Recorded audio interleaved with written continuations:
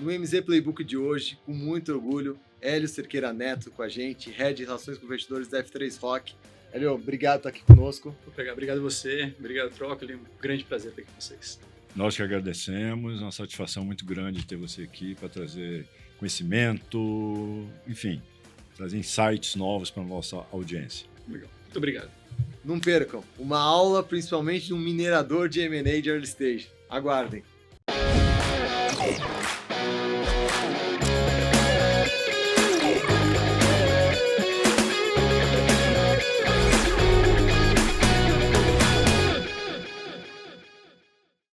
Sejam bem-vindos a mais um MZ Playbook. Como vocês sabem, eu sempre busco convidar profissionais que são referência no mercado, que podem trazer conteúdos únicos para compartilhar com vocês. E sempre do meu lado, a pessoa que mais perde do tênis comigo, Alexandre Trócoli, tudo bem? Tudo bem, PH. Satisfação grande estarmos hoje aqui com o Hélio para nos trazer insights bacanas para o nosso público que nos acompanha aí no dia a dia e trazer informações importantes. Vamos começar com o nosso convidado que está aqui com a gente, Hélio Cerqueira Neto. Prazer enorme estar contigo. Obrigado pelo teu tempo estar aqui conosco. O prazer é todo meu, PH. Hélio, depois eu vou contar como eu conheci ele para vocês, mas foi uma pessoa que eu peguei uma admiração aqui desde o começo. Acho que você tem uma veia empreendedora, uma veia de mercado de capitais, com foco em M&A, há mais de 15 anos de mercado, passagem por grandes assets, também por empresas, mas fala um pouquinho para o público, um pouquinho que é o Hélio. Eu falo, o Hélio é um músico, PH. Pô, você não sabia. Eu toco desde criança, comecei muito cedo, com 5 anos de idade, e toquei, fiz 20 anos de piano, bateria, guitarra, um pouco de tudo. Então, acho que a essência mesmo é um músico que está no mercado financeiro. A gente tem um piano aqui na MZ, então terminando aqui... Combinado. Brincadeira. Mas cara, me explica um pouco da tua trajetória, que não é uma trajetória óbvia para alguém que entrou agora como Head de Relações com Investidores aqui de uma gestora. Fala só um pouquinho do teu background para as pessoas te conhecerem aqui da tua trajetória profissional. Falo. Eu comecei minha carreira muito focada em Private Equity e eu aprendi a fazer análise macro e micro, e isso foi uma coisa que me encantou muito. Então, eu gostava de entender como aquele pedacinho, que no caso era uma empresa, fazia parte de um ecossistema inteiro e o que isso representava. E isso cresceu em mim. Eu tive algumas experiências também com Private Banking, que é uma área completamente diferente. Então, eu sempre gostei de atender clientes, eu sempre gostei de pessoas, sempre achei isso muito interessante, mas para mim a parte de análise também era muito importante. Então, eu passei minha vida inteira sempre flutuando um pouco entre essas duas áreas, mas com muito foco em M&A, muito foco em análise, sempre gostei desse trabalho. Então, eu passei por algumas grandes instituições, trabalhei em banco americano grande, mas o que me dava muita vontade de trabalhar sempre foi a análise de empresa, entender microeconomia, macroeconomia. Isso para mim sempre foi uma coisa muito excitante. E começando assim, bem do início da nossa conversa, do nosso bate-papo, queria saber qual a origem do nome F3. Como é que surgiu isso? Ótimo. O nome F3 é uma boa pergunta. São 3 sócios, que eles inicialmente eram 3 sócios também da CM Capital Markets, e há 3 anos atrás eles se juntaram para montar a gestora, e eles são o Farmi, de Arthur Farmi, Fábio Feola e Fernando Barroso. Então são 3 Fs, a gente achou que o nome era relativamente óbvio, então acabou virando isso. Legal. Então por isso mesmo. Bacana. Pegando um passo aqui, você falou uma coisa que eu gostei demais aqui quando a gente estava nos bastidores, no teu background de M&A, quando você falou para mim que vocês entravam muito para fazer um filtro em early stage. Isso.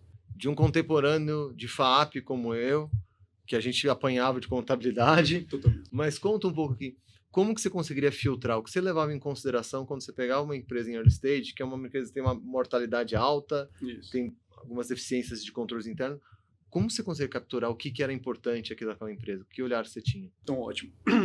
Acho que é sempre uma conciliação do seu passivo, né? Do que o seu cliente quer. Então, muito importante, eu tinha muito alinhamento. Como eu tive início da minha carreira em Private Equity, eu tinha muito alinhamento com os gestores. E eles me davam, eu sentava com eles, eles me davam exatamente o que eles estavam procurando, tamanho de empresa, tipo de setor, descreviam para mim bem completo o que eles queriam. Eu tendo isso em mãos, eu já procurava fazer consultoria, que minha empresa, na verdade, ela era inicialmente de consultoria, e eu procurava fazer consultoria em empresas que tivessem esse perfil. A minha ideia era deixar ela seletível para Private Equity. Perfeito. Então, basicamente, quem me dava essas informações eram os gestores, e eu ia trabalhando nas empresas, e aquelas que eram elegíveis à Private Equity, eu separava e basicamente já era uma tese quase que completa. Fazer um funil mesmo com as early stage para encontrar na tese do que o gestor queria. Exatamente. Muito E legal. o foco hoje de vocês, da F3, é qual? Qual o segmento que vocês querem, o público ideal? Que segmento vocês seguem hoje? Tá. A F3 ainda não é uma gestora de varejo, então talvez um dia a gente chegue lá. Nesse momento, nós trabalhamos com grandes casas de alocação, e a expertise da casa é crédito, especialmente FDICs. Boa parte consignados, tanto público quanto privado. Então, o pessoal já faz isso lá há muito tempo, antes da F3 existir. Eu tive experiência em crédito também na minha vida, e a gente acaba que a gente faz isso com muita qualidade. E esse negócio de operar pontas, a gente procura empresas que tenham características muito diferentes, que não estejam no meio das amostras. Então, Que é o que você falou para mim de high grade e high yield. isso, exatamente. Explica para a gente aqui como funciona isso na prática. Exatamente. Essas, na verdade, são as duas pontas. Você falou em pontas. Exatamente. É bom você explicar um pouquinho aí para o nosso público, Tá bom.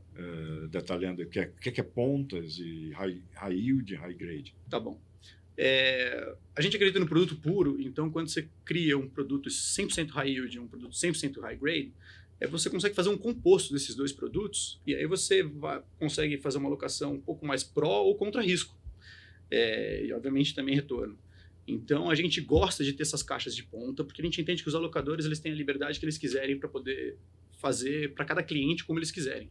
Então a gente busca, na parte de high grade, a gente busca fundos que são fundos muito seguros, são estruturas muito completas, então a gente coloca muitos níveis de garantia, altas subordinações, conciliações muito travadas, inúmeras travas. Então, nesse tipo de produto, a gente não faz o que a maioria faz, porque a gente acaba se restringindo, a gente acaba fazendo, enfim, escolhendo literalmente o filé mignon. E a outra ponta, a gente procura coisas que estão, de fato, muito descontadas. Só que, neste caso, geralmente, isso, quando a gente fala de high yield, a gente está falando de uma coisa de muito risco. Para a gente poder fazer um produto que a gente acredita que seja um produto que vá perpetuar, a gente acaba colocando níveis de garantia muito acima do mercado. Então, mesmo na ponta de high yield, a gente faz uma força para esse produto ser um produto que pode ter uma alocação um pouco maior, pode ter um peso maior, com um risco um pouco menor. Então, a gente tenta calcular um Sharpe, no caso, que faça muito sentido para o investidor. Para uma gestora aí que está completando seus 3 anos, e eu sei que deve estar ultrapassando a marca de 1 bi, quem sabe aqui em breve até o final do ano, o que você está vendo aqui de cenário para esse ano, assim, olhando para até dezembro, um período curto, o que você está vendo de cenário de Brasil hoje? Eu acho que a gente está tendo um problema no Brasil de falta de produtos bons. Eu acho que existe caixa sim, só que eu entendo que os produtos estão, em primeiro lugar, muito parecidos. Então, até dizendo um pouquinho de experiência de alocação, eu acho que os produtos estão muito iguais, sendo bem sincero. Você abre e destrincha alguns fundos, você vê que eles têm basicamente os mesmos ativos em proporções diferentes, e tem pouca gente, de fato, que está muito disposta a fazer o trabalho chato. E tem um trabalho no mercado financeiro que é muito chato, que é um trabalho de entrar onde está o problema, onde ninguém quer, onde os maiores no mercado passam isso, e aí os menores no mercado acabam vendo esse tipo de oportunidade e vendo a quantidade de complicação que tem e acabam não colocando a mão. Então, a gente gosta desse tipo de operação. Eu entendo que isso faz muita falta no Brasil, porque se a gente conseguir organizar a parte que não é tão bem estruturada, ou que não é tão mainstream, dizendo, a gente acredita que tem muito potencial a ser explorado, tem muita empresa, muito negócio, muito produto, tem muita coisa legal. Faz muito sentido o que você falou. Acho que você tem uma ideia, assim, hoje tem 57 mil fundos aqui no Brasil, com uma alta taxa de mortalidade, sendo que menos do que 1% tem mais que 10 anos no mercado. Por isso que eu gostei muito do que você falou, do que você se destacar num oceano de 57 mil produtos, você tem que fazer alguma coisa que talvez as pessoas não queiram go so deep para na análise. Então, acho que isso que me chama muito a atenção aqui da F3 Rock. E de cenário de produto, o que vocês estão imaginando de lançamento de produtos aqui para F3 Rocks a partir desse ano, do próximo ano? Tá bom. Então, a gente tem um produto que é um produto que deve sair aí, que é extremamente high grade, que é um produto que, obviamente, ele não tem a maior taxa, mas, enfim, o nível de garantia dele é extremamente alto. Esse é um produto que a gente entende que é um produto para casas de atacado, então, às vezes, um produto de tesouraria, para bancos. esse é exatamente, cabe nessa caixa que a gente fala de high grade.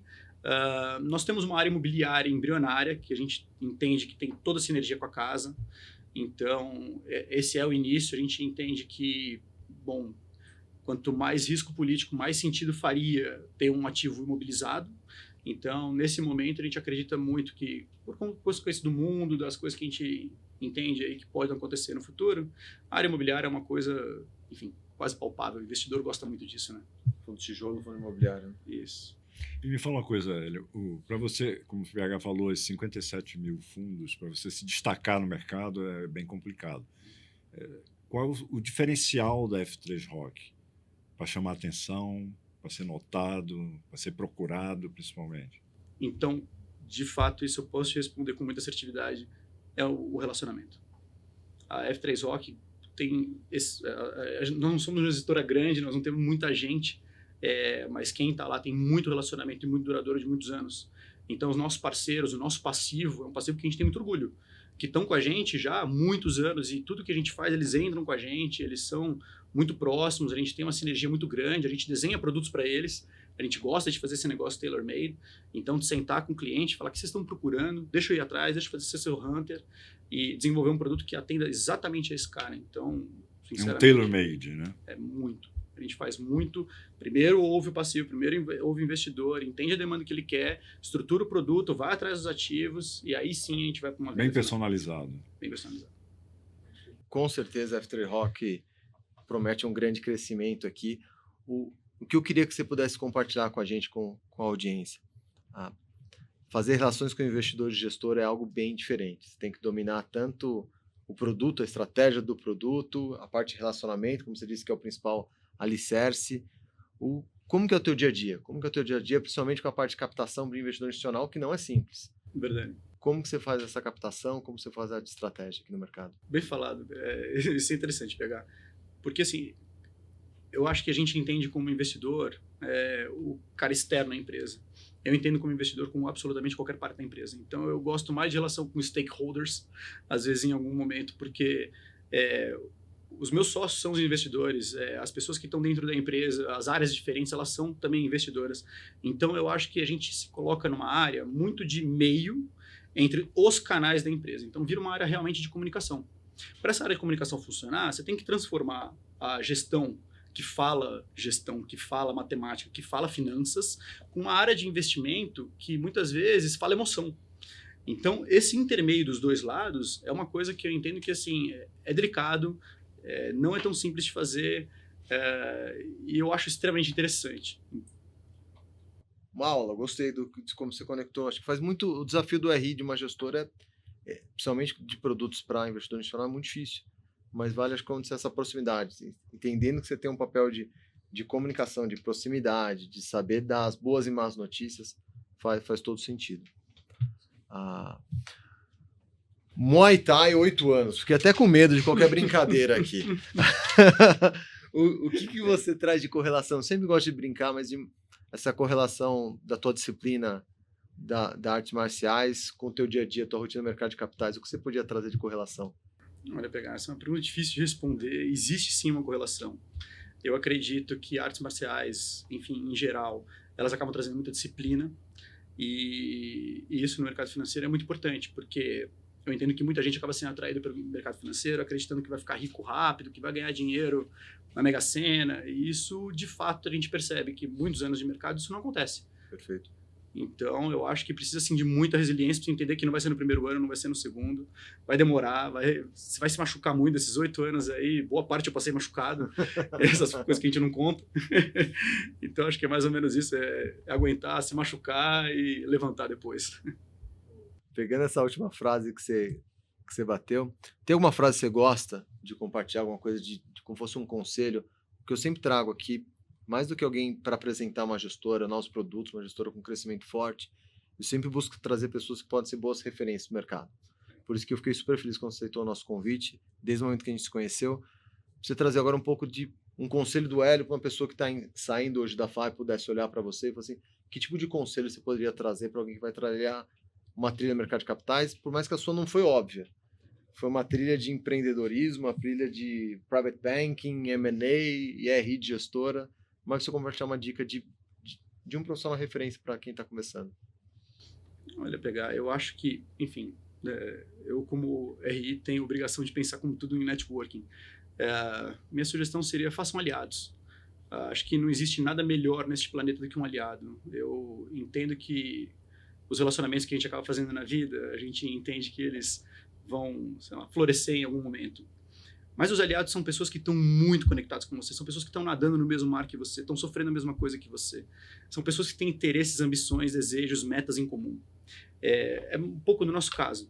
Então, estar perto de aliados, eu acho que é um conceito muito fantástico. É uma pessoa que tem obrigações com você, tem responsabilidade, as coisas são recíprocas. E isso, para mim, enfim, eu gosto de me rodear de pessoas assim. Ótimo conselho. Outra coisa agora de rotina do dia a dia. Assim, o que você usa para atrair audiência para a tua gestora? Como um trabalho de RI, você está sempre mexendo com entendimento de mercado, entendimento de produto e esse controle da atenção do mercado. Hoje, o que você está utilizando para chamar a atenção do mercado e o que você está de planos aí para os próximos anos? Então, por incrível que pareça, nós não somos uma gestora de varejo, Sim. então a gente ainda não busca esse alcance muito grande. A gente foca muito no relacionamento da proximidade. Então, como que eu faço isso? Eu faço isso quando eu não preciso do cara. Quando eu não preciso do meu cliente, quando eu não preciso do meu investidor. Eu ligo para ele, eu pergunto se ele quer almoçar, eu pergunto o que ele está fazendo, o que ele gostou de fazer na última semana, qual que é o problema dele, onde está doendo dele, que eu posso ajudar.